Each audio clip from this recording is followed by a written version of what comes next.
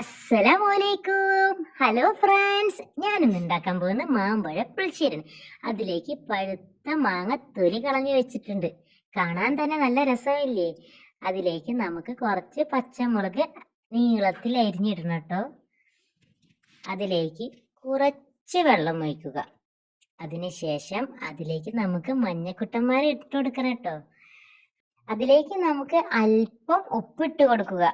അതിനുശേഷം നമുക്കത് അടുപ്പിൽ വെച്ച് കത്തിക്കുക. കുറച്ച് തള വന്ന് തുടങ്ങിയിട്ട് നല്ലതുപോലെ തിളക്കട്ടെ. അപ്പോൾ അതിന് നമുക്ക് അരപ്പ് റെഡിയാക്കാം. അതിലേക്ക് തേങ്ങ, മഞ്ഞപ്പൊടി, നല്ല ജീരകം, 3 അല്ലി വെളുത്തുള്ളി തൊലി കളഞ്ഞു വെച്ചതുണ്ട്, പിന്നെ കുറച്ച് ചെറിയ ഉള്ളി, ഇവയെല്ലാം നല്ലതുപോലെ പേസ്റ്റ് പോലെ നമുക്ക് അരച്ചു കൊണ്ടുവരാം. നമ്മുടെ മാങ്ങ നല്ലതുപോലെ തിളച്ചിട്ടുണ്ട്. അതിലേക്ക് ഒരു ചെറിയ കഷ്ണം ശർക്കര ഇട്ട് കൊടുക്കുക. അരച്ച അരപ്പ് നമുക്ക് മാങ്ങയിലേക്ക് ഇട്ട് കുറച്ച് ഉപ്പിട്ട് മാറ്റി വയ്ക്കുക.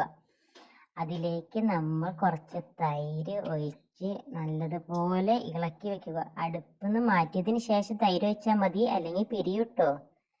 അതിനുശേഷം നമുക്ക് ഒരു ചട്ടി വെച്ചിട്ട് അതിലേക്ക് വെളിച്ചെണ്ണ ഒഴിച്ചു കൊടുക്കുക. വെളിച്ചെണ്ണ ചൂടായതിന് ശേഷം അതിലേക്ക് കടുക് ഇട്ട് കൊടുക്കുക. കടുക് നല്ലതുപോലെ ഒന്ന് പൊട്ടി വരണം. അത് കാണാൻ തന്നെ നല്ല രസമല്ലേ? അതിലേക്ക് ഇത് പൊട്ടി വന്നതിന് ശേഷം അതിലേക്ക് നമുക്ക് കുറച്ച് ഉലുവ നല്ലതുപോലെ ഒന്ന് മൊരിഞ്ഞ് വന്നോട്ടെ. ഇതിലേക്ക് ചുവന്ന മുളക് ഇടണം. എൻ്റെ അടുത്ത് ചുവന്ന മുളക് ഇല്ലാത്തതുകൊണ്ട് അതിലേക്ക് ഇട്ടിട്ടില്ല. അതിന് ശേഷം നമ്മൾ വേപ്പില തണ്ടോട് കൂടി ഇട്ട് കൊടുത്തിട്ടുണ്ട്. നമുക്ക് മാമ്പഴ പുളിശ്ശേരിക്ക് ഒഴിച്ചു കൊടുക്കുക.